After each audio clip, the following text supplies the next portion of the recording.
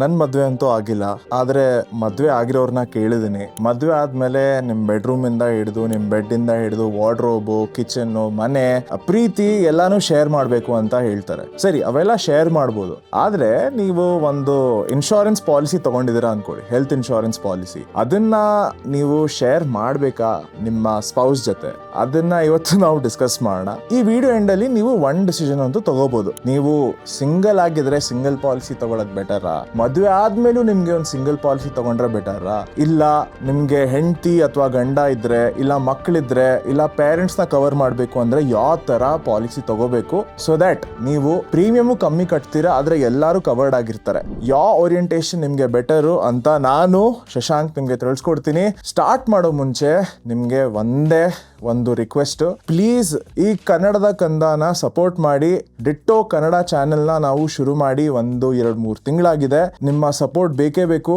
ಏನ್ ಮಾಡ್ಬೇಕು ಅಂದ್ರೆ ಸಿಂಪಲ್ ಆಗಿ ಒಂದು ಲೈಕ್ ಕೊಡಿ, ಚಾನೆಲ್ ನ ಸಬ್ಸ್ಕ್ರೈಬ್ ಮಾಡೋದ್ ಮರಿಬೇಡಿ, ಮತ್ತೆ ನಿಮ್ ಫ್ರೆಂಡ್ಸ್ ಫ್ಯಾಮಿಲೀಸ್ಗೆ ಈ ವಿಡಿಯೋನ ಸೆಂಡ್ ಮಾಡಿ. ಇದನ್ನ ಹೇಳಿ ಬನ್ನಿ ವಿಡಿಯೋ ಸ್ಟಾರ್ಟ್ ಮಾಡೋಣ. ನೋಡಿ, ಇಂಡಿಯಾದಲ್ಲಿ ಮೇಜರ್ ಆಗಿ ನೀವು ಹೆಲ್ತ್ ಇನ್ಶೂರೆನ್ಸ್ 2 ಟೈಪ್ ತರ ತಗೋಬಹುದು.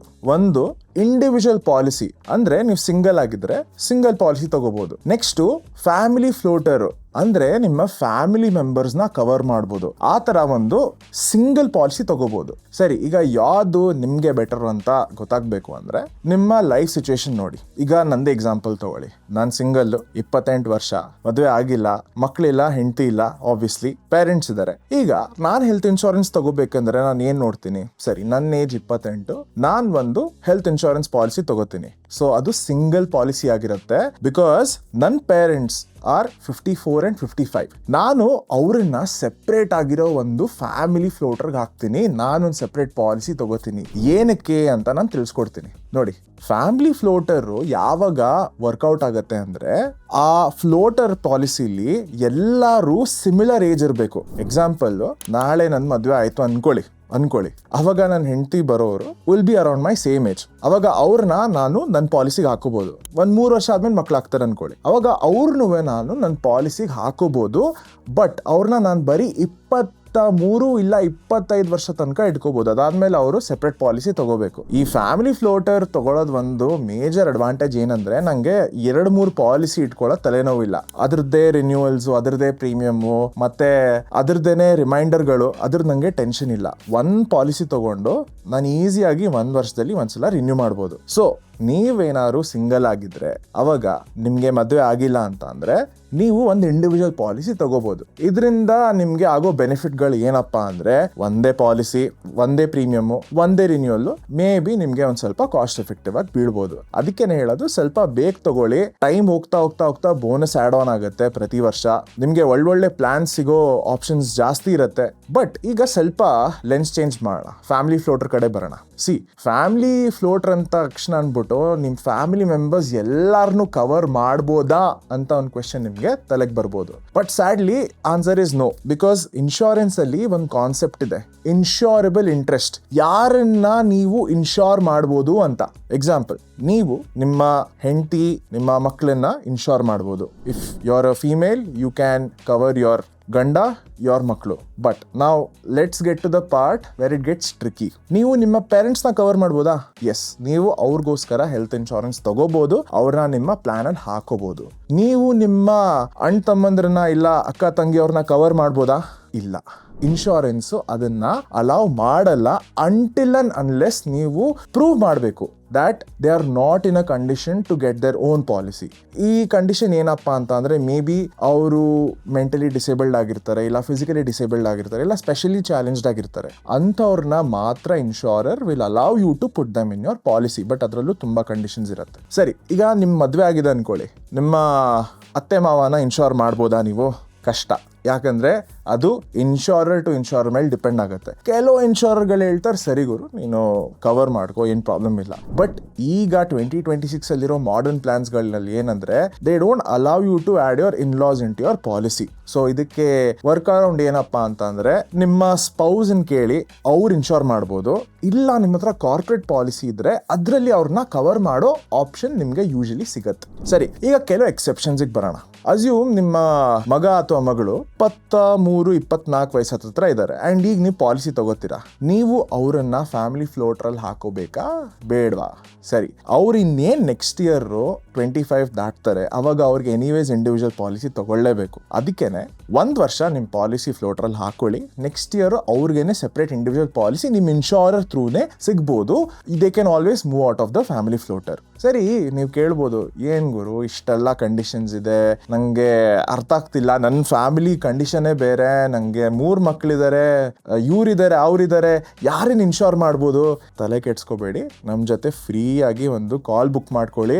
ಆರಾಮಾಗಿ 30 ನಿಮಿಷದ ಕಾಲಲ್ಲಿ ನಿಮ್ಗೆ ಏನೇ ಡೌಟ್ ಇದ್ರು ಎಕ್ಸ್ಪ್ಲೇನ್ ಮಾಡ್ತೀವಿ. ನಮ್ಮಿಂದಾನೇ ಪಾಲಿಸಿ ತಗೋಬೇಕು ಅಂತ ಏನು ಫೋರ್ಸ್ ಇಲ್ಲ. ನಮ್ಮ ಉದ್ದೇಶ ಏನಂದ್ರೆ ನೀವು ಕರೆಕ್ಟ್ ಆಗಿರೋ ಇನ್ಶೂರೆನ್ಸ್ ಡಿಸಿಷನ್ಸ್ ತಗೊಳ್ಳಿ ಅಂತ ಅಷ್ಟೇ ನಮ್ಮ ಉದ್ದೇಶ. ಸರಿ, ಈಗ ಫ್ಯಾಮಿಲಿ ಫ್ಲೋಟರ್ ತಗೊಂಡ್ರೆ ಏನ್ ಬೆನಿಫಿಟ್ ಅಪ್ಪ ಅಂತ ನೀವು ಕೇಳ್ಬೋದು. ಫಸ್ಟ್ ಬೆನಿಫಿಟ್ ಏನಪ್ಪಾ ಅಂದ್ರೆ ಒಂದೇ ಡಾಕ್ಯುಮೆಂಟ್ನ ನೀವು ಇಟ್ಕೋಬೇಕು. ಆ ಒಂದೇ ಡಾಕ್ಯುಮೆಂಟ್ ಅಲ್ಲಿ ಒಂದೇ ಸಮ್ ಇನ್ಶೋರ್ಡ್ ಇರುತ್ತೆ. ಸಮ್ ಇನ್ಶೋರ್ಡ್ ನೀವು 20-25 ಲಕ್ಷ ಇರುತ್ತೆ ಅನ್ಕೊಳ್ಳಿ. ಅವಾಗ ಆ ಒಂದ್ ಸಮ್ ಇನ್ಶೋರ್ಡ್ ಪ್ರತಿ ಫ್ಯಾಮಿಲಿ ಮೆಂಬರ್ಗೂ 25 ಇರುತ್ತೆ ಅಂತ ಅಲ್ಲ. ಆ 25 lakh will be distributed in any random order. So ಯಾರು ಎಷ್ಟು ಬೇಕಾದ್ರೂ ಯೂಸ್ ಮಾಡ್ಕೋಬಹುದು 1 ವರ್ಷದಲ್ಲಿ. ಈಗ ಎಕ್ಸಾಂಪಲ್, ನಿಮ್ದು ಏನೋ ಆಕ್ಸಿಡೆಂಟ್ ಆಯ್ತು ಅನ್ಕೊಳ್ಳಿ, ಆಗದೆ ಇರಲಿ, ಆಯ್ತು ಅನ್ಕೊಳ್ಳಿ, 25 ಲಕ್ಷದಲ್ಲಿ ನೀವು 10 ಲಕ್ಷ ಯೂಸ್ ಮಾಡಿದೀರಾ. ಅವಾಗ ಆ ಪಾಟ್ ಅಲ್ಲಿ ಎಷ್ಟು ಉಳಿತು? 15 ಲಕ್ಷ ಉಳಿತು. ಸೊ ಇನ್ನೊಂದು ಏನಾದ್ರು ಹಾಸ್ಪಿಟಲೈಸೇಷನ್ ಆಯ್ತು ಯಾರಿಗೂ ಅನ್ಕೊಳ್ಳಿ, ಸೊ ಅವಾಗ ಅವ್ರು ಮಿಕ್ಕಿದ 15 ಲಕ್ಷದಲ್ಲಿ ಯೂಸ್ ಮಾಡ್ಕೋಬಹುದು. ಸರಿನಾ? ಸೊ ಇದೊಂದು ಹೆವಿ ಬೆನಿಫಿಟ್. ಏನಪ್ಪಾ ಅಂದ್ರೆ since it is one document and one sum insured, ನಿಮ್ಗೆ ರಿನ್ಯೂ ಮಾಡಕ್ ಬರೀ ಒಂದೇ ಪಾಲಿಸಿ ಇರುತ್ತೆ. Management is much easier. ಸರಿ, ಸೆಕೆಂಡ್ ಬೆನಿಫಿಟ್ ತುಂಬಾ ಜನರಿಗೆ ಗೊತ್ತಿಲ್ಲ. ಇದು family floater policy actually multiple individual policy ತಗೊಳ್ಳೋದಕ್ಕಿಂತ ಸ್ವಲ್ಪ ಕಾಸ್ಟ್ ಎಫೆಕ್ಟಿವ್. ನಿಮಗೆ ಸ್ವಲ್ಪ ಚೀಪ್ ರೇಟಿಗೆ ಸಿಗೋ ಆಪ್ಷನ್ಸ್ ಇದೆ. ಹೇಗೆ, ಏನಕ್ಕೆ ಇನ್ಶೂರರ್ಸ್ ಈ ತರ ಮಾಡ್ತಾರೆ ಅಂತ ಹೇಳ್ತೀನಿ. ಜಾಸ್ತಿ ಜನ ಇನ್ಶೂರೆನ್ಸ್ ತಗೊಳ್ಳಿ ಅಂತ ಯೂಶಲಿ ಫ್ಯಾಮಿಲಿ ಫ್ಲೋಟರಲ್ಲಿ ಹಾಕೊಂಡ್ರೆ ಇನ್ಶೂರರ್ಸ್ಗೂ it is a good thing, because ಅವರ ಪೋರ್ಟ್ಫೋಲಿಯೋದಲ್ಲಿ ತುಂಬಾ ಜನ ಬರ್ತಾರೆ ಅಂತ ಅವ್ರದೊಂದು ಅಭಿಪ್ರಾಯ. So they extend the option of family floater. ಈಗ ಎಕ್ಸಾಂಪಲ್ ನೋಡಿ, ನಿಮ್ ಸ್ಕ್ರೀನ್ ಮೇಲೆ ಒಂದಿಷ್ಟು ಪ್ರೀಮಿಯಮ್ಸ್ ಹಾಕಿರ್ತೀನಿ. ಇಂಡಿವಿಜುವಲ್ 2 ಪಾಲಿಸಿ ತಗೊಳ್ಳೋದ್ಕಿಂತ at times getting one family floater is much more cheaper option. ಆಮೇಲೆ ಇನ್ನೊಂದು ನಿಮ್ಗೆ ಏನು ಹೇಳಬೇಕು ಅಂದ್ರೆ, ಯಾವತ್ತೂ ಪ್ಲೀಸ್ ಬೇಕಾರಾಗಿರೋಂತಹ ಒಂದು ಫ್ಯಾಮಿಲಿ ಫ್ಲೋಟರ್ ತಗೊಳಕ್ ಹೋಗಬೇಡಿ. ಏನಕ್ಕೆ ಅಂದ್ರೆ ಕಮ್ಮಿ ಸಮ್ ಇನ್ಶೋರ್ಡ್ ಇರುತ್ತೆ, ಇಲ್ಲ ರಿಸ್ಟ್ರಿಕ್ಷನ್ಸ್ ಇರುತ್ತೆ, ಕೋಪೆ ಇರುತ್ತೆ. ಅವಾಗ ನೀವೇನೋ ಫ್ಯಾಮಿಲಿ ಫ್ಲೋಟರ್ ಒಂದಿಷ್ಟು 2-3 ಸಾವಿರ ಸೇವ್ ಮಾಡಿರ್ಬೋದು, ಆದ್ರೆ ಔಟ್ ಆಫ್ ಪಾಕೆಟ್ ಎಕ್ಸ್ಪೆನ್ಸಸ್ ಅಲ್ಲಿ ನಿಮ್ಗೆ ತುಂಬಾ ದುಡ್ಡು ಹೋಗುತ್ತೆ. ಇದ್ರ ಬಗ್ಗೆ ನಾವು ಒಂದು ದೊಡ್ಡ ವಿಡಿಯೋ ಮಾಡಿದೀವಿ. ಆ ವಿಡಿಯೋಗೆ ನೀವು ತುಂಬಾ ಪ್ರೀತಿ ತೋರಿಸಿದೀರಾ, ಅದನ್ನ ನಾನು ಇಲ್ಲಿ ಲಿಂಕ್ ಮಾಡ್ತೀನಿ, ಡಿಸ್ಕ್ರಿಪ್ಷನ್ ಅಲ್ಲೂ ಹಾಕಿರ್ತೀನಿ, ಒಂದ್ಸಲ ನೋಡ್ಕೊಂಡ್ ಬನ್ನಿ. ಸರಿ, ಫ್ಯಾಮಿಲಿ ಫ್ಲೋಟರ್ ಅಲ್ಲಿ ಬೆನಿಫಿಟ್ ಹೇಳಿದ್ಯಾ ಗುರು, ಏನಾದ್ರು ಪ್ರಾಬ್ಲಮ್ ಇದೆಯಾ? ಗುರು, ಪ್ರಾಬ್ಲಮ್ ಇದೆ. ಒಂದೇ ಪರ್ಸನ್ ಒಂದೇ ವರ್ಷದಲ್ಲಿ ಎಲ್ಲ ಸಮ್ ಇನ್ಶೋರ್ಡ್ ನ ಉಡಾಯಿಸ್ಬಿಟ್ರೆ ಯಾರಿಗೂ ಉಳಿಯಲ್ಲ. ಅಂತ ಟೈಮಲ್ಲಿ ರೆಸ್ಟೋರೇಷನ್ ಬೆನಿಫಿಟ್ ಬರುತ್ತೆ. ಆ ರೆಸ್ಟೋರೇಷನ್ ಬೆನಿಫಿಟ್ ಏನಪ್ಪಾ ಅಂದ್ರೆ, ಬುಫೆ ಪ್ಲೇಟ್ ಅನ್ಕೊಳ್ಳಿ. ನೀವು ಮದುವೆಗೆ ಹೋಗಿರ್ತೀರಾ, ಪ್ಲೇಟ್ ಫುಲ್ ತುಂಬಿಸಿರ್ತೀರಾ, ಒಂದೇ ಸಲ ತಿನ್ಬಿಡ್ತೀರಾ, ಬುಫೆ ತಾನೆ, ಮತ್ತೆ ಹಾಕ್ಸ್ಕೊಳ್ಳಿ. ಅದೇ ತರ ನಿಮ್ ಹೆಲ್ತ್ ಇನ್ಶೂರೆನ್ಸ್ ಬರ್ತಾರೆ. ಅವ್ರು ಹೇಳ್ತಾರೆ, ಸಿನ್ಸ್ ನೀವು ನಿಮ್ ಪೂರ್ತಿ ಸಮ್ ಇನ್ಶೋರ್ಡ್ ನ ನೀವು ಖಾಲಿ ಮಾಡಿದಿರ ಈ ವರ್ಷಕ್ಕೆ, ನಾವು ಮತ್ತೆ ರೀಫಿಲ್ ಮಾಡ್ತೀವಿ. ಸೊ ಇದೊಂದು ತುಂಬಾ important benefit. This is ditto step. Family floater ತಗೊಳ್ಳುವಾಗ make sure that you have a restoration benefit inbuilt ಅಥವಾ ಆಡ್ ಆನ್ ಥ್ರೂ ತಗೊಳ್ಳಿ. ನೆಕ್ಸ್ಟ್ ಏನ್ ಪ್ರಾಬ್ಲಮ್ ಬರ್ಬೋದು ಅಂದ್ರೆ, ಒನ್ ಫ್ಯಾಮಿಲಿ ಮೆಂಬರ್ಗೆ, ಕರೆಕ್ಟಾಗಿ ಕೇಳಿಸ್ಕೊಳ್ಳಿ, ಒನ್ ಫ್ಯಾಮಿಲಿ ಮೆಂಬರ್ಗೆ ತುಂಬಾ ಮೇಜರ್ ಇಲ್ನೆಸ್ ಇದ್ರೆ ಅವರು ನಿಮ್ಮ ಫ್ಯಾಮಿಲಿ ಫ್ಲೋಟ್ರಿಗೆ ಬಂದ್ರೆ ಇನ್ಶೂರರ್ ಏನ್ ಮಾಡ್ತಾರೆ ಅಂದ್ರೆ ಆ ಮೆಂಬರ್ದು ಪ್ರೀಮಿಯಂನ ಫುಲ್ ಫ್ಯಾಮಿಲಿ ಫ್ಲೋಟರ್ಗೆ ಹಾಕ್ತಾರೆ. ಅರ್ಥ ಆಗ್ಲಿಲ್ವಾ?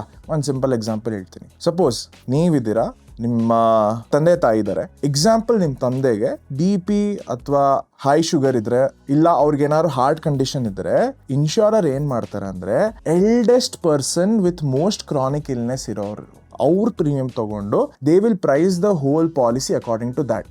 ಈಗ ನಿಮ್ಮ ಫ್ಯಾಮಿಲಿ ಫ್ಲೋಟರ್ 20,000ಕ್ಕೆ ಸಿಗೋ ಜಾಗದಲ್ಲಿ ಮೇ ಬಿ ಅದು 40,000 ಆಗ್ಬೋದು, ಬಿಕಾಸ್ ಇನ್ಶೂರರು ರಿಸ್ಕ್ ತಗೋತಿದ್ದಾರೆ ನಿಮ್ಮ ತಂದೆನ ಕವರ್ ಮಾಡಕ್ಕೆ. ಅದಕ್ಕೆ ಹೇಳಿದ್ರಿ, ಯಾವತ್ತೂ ಬ್ಲೈಂಡ್ ಆಗಿ ಎಲ್ಲ ಫ್ಯಾಮಿಲಿನ ನಿಮ್ ಒಂದ್ ಪ್ಲಾನ್ ಅಲ್ಲಿ ಹಾಕೊಳಕ್ ಹೋಗ್ಬೇಡಿ.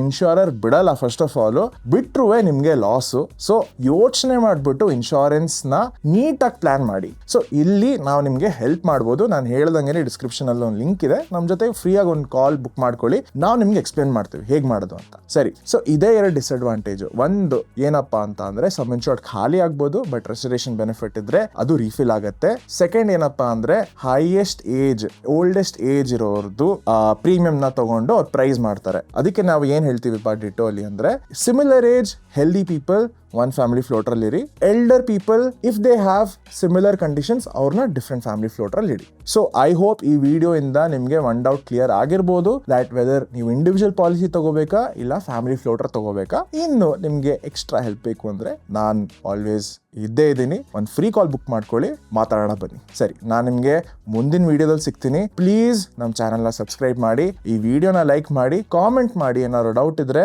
ನಾನು ಪರ್ಸನಲ್ ಆಗಿ ಆನ್ಸರ್ ಮಾಡ್ತೀನಿ. ನೆಕ್ಸ್ಟ್ ವಿಡಿಯೋದಲ್ಲಿ ಸಿಗೋಣ. Happy insurance hunting.